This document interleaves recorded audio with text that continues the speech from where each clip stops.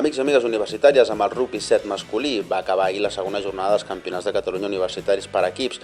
Com és costum en aquesta modalitat esportiva, el bon ambient va regnar sobre la grada del camp municipal de futbol Roureda de Sabadell, com en el terreny de joc, on les 9 universitats participants en aquesta modalitat es jugaven l'accés a les semifinals.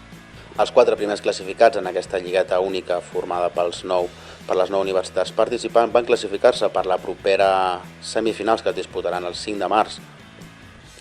Els 4 primers classificats d'aquesta lligueta única formada per les 9 universitats participants s'han classificat per les properes semifinals que es disputaran el dia 5 de març, deixant-nos bons detalls tècnics amb melers, tutxers, placatges i grans carreres. L'actual campiona de Catalunya, la Universitat de Barcelona, s'ha mostrat intractable entre la primera i la segona jornada, guanyant 7 dels 8 partits que han disputat. D'aquesta manera s'han proclamat com a campions de la fase regular i han accedit per via directa a les semifinals. En segona posició ha acabat la Universitat Ramon Llull amb 6 victòries sobre 8 partits jugats i un empat, mentre que la Universitat de Girona i la Universitat Pompeu Fabra han acabat tercera i quarta respectivament amb 12 i 10 punts. D'aquesta manera, les semifinals queden emparellades de la següent manera. La Universitat de Barcelona s'enfrontarà a la Universitat Pompeu Fabra, mentre que a la semifinal 2 la Universitat Ramon Llull s'enfrontarà a la Universitat de Girona.